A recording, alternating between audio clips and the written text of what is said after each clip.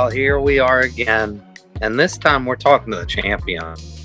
Not only the champion, but the Fireball Kid.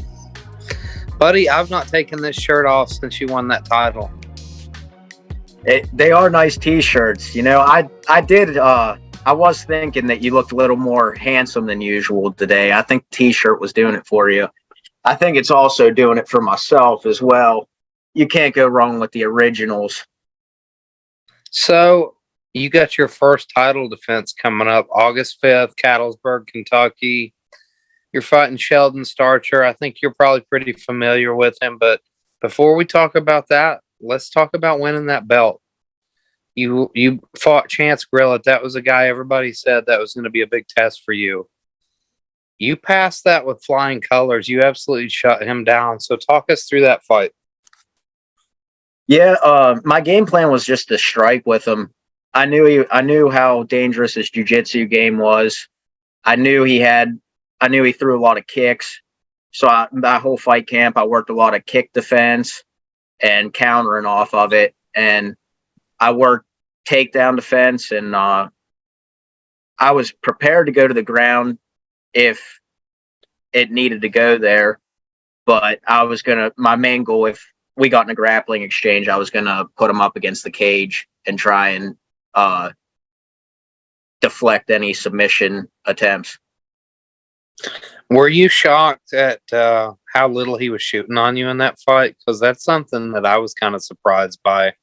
You know, once you were kind of getting the better of him on the feet, he didn't seem too eager to get you to the ground, even though, you know, he's a brown belt. Yeah, I know he's just more of a straight jiu-jitsu guy, and I know straight jiu-jitsu guys don't usually shoot a lot of takedowns. I thought that I was the better wrestler, so I wasn't all that worried about the takedown attempts, but I was more worried about, I know he does some crazy flying submissions and stuff like that when he's in danger. So I was looking out for that, and I just stayed composed and just fought smart. So tell me, it's your first title shot, and what was it like to win that first belt? It felt great. It was a new weight class. I mean, I finally got to fight in my hometown, close to it, which was really nice because usually I'm fighting like 4 or 5 hours away. But yeah, I mean, that was the greatest moment in my career so far, but I can't just sit around and, just look back on that. I'm looking forward. So tell me, you know, since you say, you know, usually you're on the road, you're going far away. Were you able to have a lot more people at this last one to see you win that title? Yeah, I was able to have a ton of people there. So what was that like? I suppose it's probably the first time where you're fighting in front of a lot of people you know.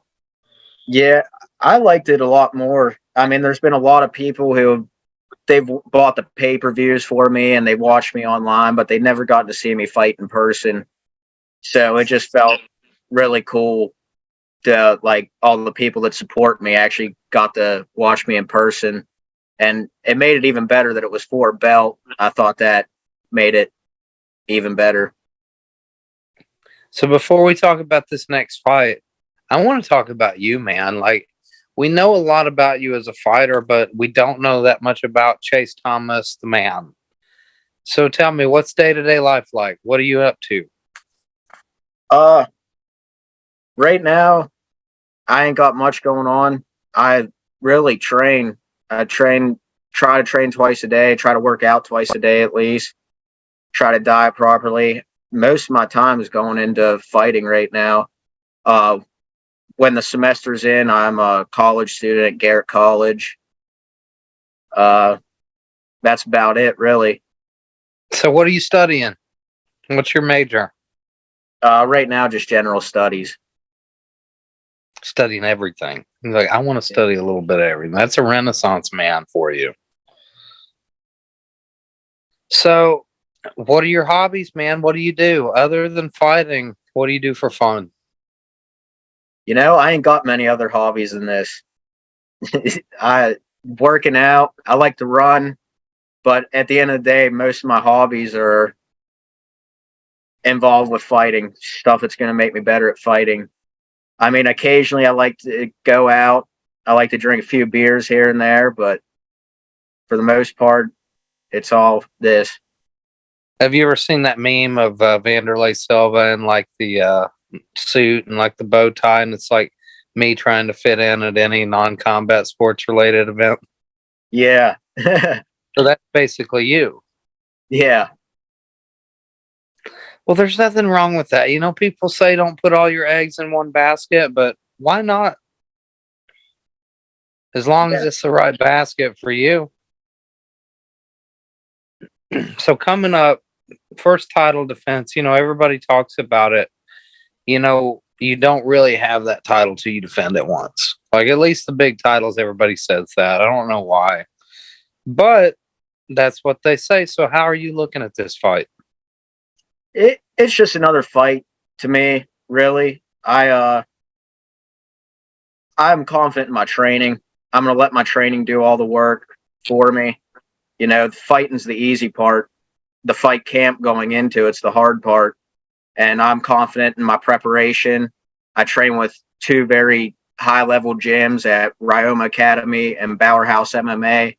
You know, I have high-level coaches, Brent Walter, Cody Matthews, Rob McCraw. I'm just ready to get in there. So do you try to specifically game plan for your opponent, or do you just try to go in there and do what you do? To a point, yeah, I try to game plan, but also I mean, it don't really matter to me who they put in front of me. It's not going to change like my mindset that it's just another body in front of me to display my skills. All right, man. I think that's about it for me as far as the fight goes and everything. You got anybody you want to shout out? Anything you want to say to the people before this one? Yeah, the original T-shirts are always good, but I hear oh, can't see it.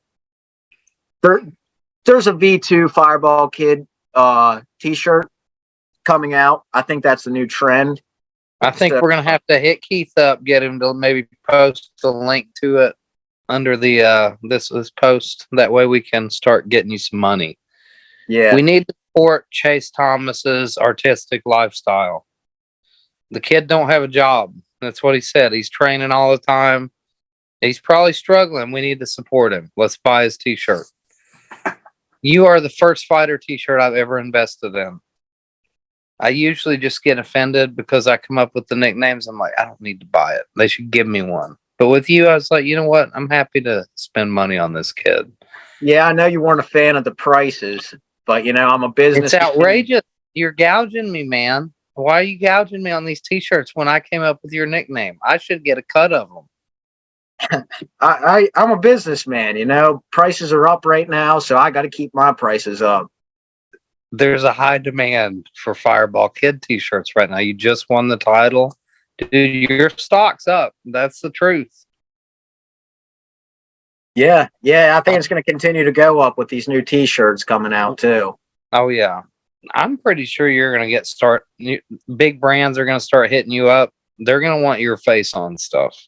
I can't believe they haven't already. I'm shocked. What was it? Was it Budweiser you gave a shout out to at the last weigh-in? Yeah. Have you not heard from them yet? No, not yet, but, you know, I don't know, maybe connection issue or something on their end. That's probably what it is. It's hard to get a hold of people in Maryland, I've heard. Yeah, I heard that also. But I guess that's it for me, buddy. Chase Thomas, the Fireball Kid, Renaissance Man, starving artist, buy his T-shirt. That's it for me, folks. August 5th, Catlettsburg, Kentucky. Come see Chase Thomas fight. Shout out, Loader Code.